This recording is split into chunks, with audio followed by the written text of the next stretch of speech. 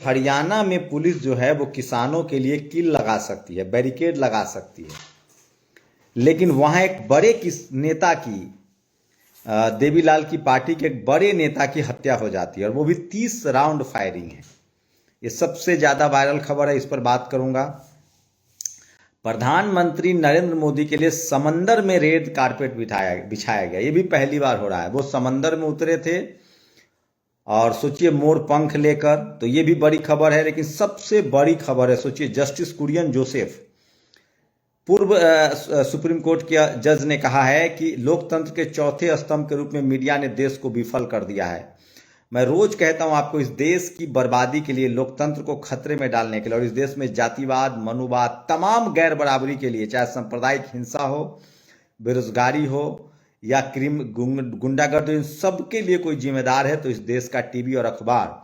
और इसकी वजह है कि टीवी अखबार जातीय गिरोह है, और जब तक वहां आरक्षण लागू नहीं होगा, जब तक वहां हर समाज के लोग नहीं जाएंगे, तब तक वहां सुधार नहीं हो सकता है। इसलिए कह रहा हूं, मीडिया वो एक अंतिम किला है जहां जातिवाद का गढ़ बना हुआ है, और वहां जब तक SC ST OBC किसान अल्पसंख्यक के समाज के लोग नहीं जाएंगे, तब तक इस देश को बर्बाद होते हुए आपको देखने के लिए मजबूर रहना पड़ेगा। गांठ बांध लीजिए। राज ठाकरे ने कहा, अगर दुनिया में हर जगह बैलेट पेपर से मतदान होता है तो भारत में EVM से क्यों होता है? सोचिए, EVM को लेकर सबसे बड़ा सवाल है। खुद सुप्रीम कोर्ट के चीफ जस्टिस ऑफ इंडिया ने कहा है आज ढाका में, भाषण बहुत अच्छा देते हैं, उनका प्रवचन बहुत अच्छा है। 2 फैसले भी चली आए हैं, इलेक्टोरल बॉन्ड पर और एक चंडीगढ़ पर। उन्होंने कहा है कि लोकतंत्र में संसद, चुनाव आयोग और सुप्रीम कोर्ट को समय समय पर आकर जनता के साथ खड़ा होना चाहिए, ताकि जनता का संविधान पर विश्वास बढ़े। तो संविधान पर विश्वास बनाए रखने की जिम्मेदारी संसद, चुनाव आयोग और सुप्रीम कोर्ट की है, ये खुद उन्होंने कहा है। देखते हैं। और आज OBC के लोगों ने, मैं इसलिए कह रहा हूं सोशल मीडिया ही बहुजन मीडिया है, सूचना सहायक पद के 2730 पदों पर भर्ती के लिए आवेदन निकले थे।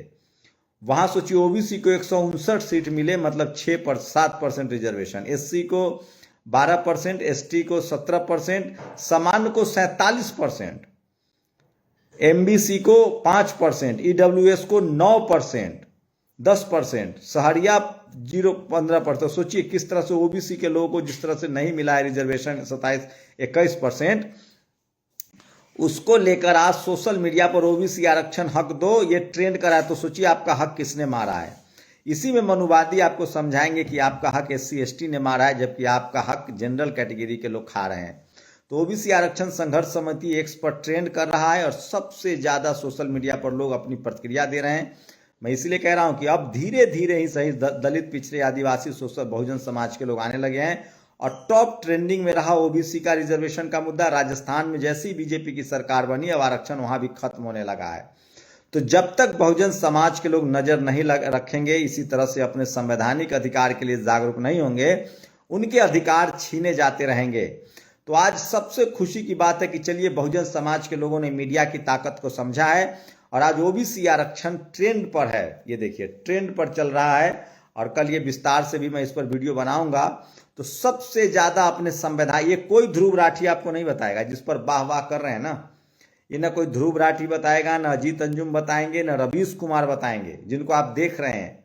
राजनीतिक चटकारों से ज्यादा आपको अपने संवैधानिक अधिकार के लिए सजग रहना चाहिए। और जब आपका संवैधानिक अधिकार बचेगा तो आप राजा, मतलब CM PM भी बनेंगे, और ये दिलीप मंडल आपको बताएंगे। तो OBC आरक्षण को लेकर आज टॉप ट्रेंडिंग है, और ये बहुत जरूरी है। मैं इसलिए कह रहा हूं, संवैधानिक अधिकारों के लिए सजग होइए। 10 साल हो गए हैं, पहले बेरोजगारी, महंगाई, पेपर लीक, मणिपुर, चीन पर जवाब दो नरेंद्र मोदी। ये फोटो अब कब तक, फोटो अपॉर्चुनिटी। सोचिए, प्रधानमंत्री ने आज समंदर में उतरकर द्वारकाधीश का नमन किया। तो लगातार नरेंद्र मोदी चुनाव से पहले धर्म की राजनीति को और बढ़ा रहे हैं, तेज करें। आप लोग को क्या लगता है, धर्म पर वोट पड़ेगा या बेरोजगारी मुद्दा होगा? और आज भूख हड़ताल का तीसरा दिन है। सोचिए, मध्य प्रदेश में जो हरदा फैक्ट्री ब्लास्ट हुआ था, उसके भूख हड़ताल पर लोग बैठे हुए हैं। जहां जहां बीजेपी की सरकार है, वहां वहां से खबरें तक नहीं आती है।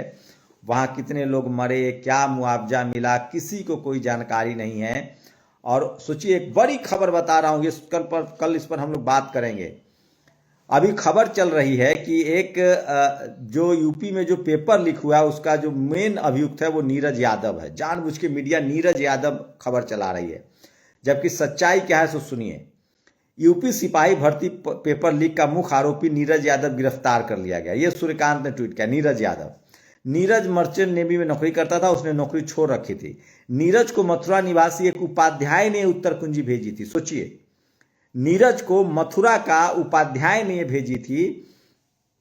अब पुलिस उसकी तलाश में दबिश दे रही। गिरोह का सरगना कौन है, उसको पेपर के प्रश्न कहां से मिले, इन सभी के सवालों के फिलहाल अनसुलझे। पुलिस के साथ मुख्य रूप से एक एसटीएफ प्रकरण जांच करे। अब बताइए, राजेश साहू ने कहा है उत्तर कुंजी उपाध्याय ने भेजी तो नीरज कैसे मुख्य आरोपी हुआ। इस उपाध्याय की हिस्ट्री निकालिए, कई और सातिर निकलेंगे। ये किसी मामूली व्यक्ति का काम नहीं है। अगर नीरज तक ही रुक गए तो उस सातिर तक कभी नहीं पहुंच पाएंगे। तो यूपी भर्ती पुलिस में मेन जो कुंजी भेजने वाला है वो उपाध्याय है, लेकिन मीडिया यादव चला रहा है ताकि ओबीसी के लोगों को बदनाम किया जा सके। और 2 मिनट का ये वीडियो देखिए, किस तरह से तेजस्वी यादव की रैली में बिहार में जिस तरह का जनसैलाब उमड़ रहा है।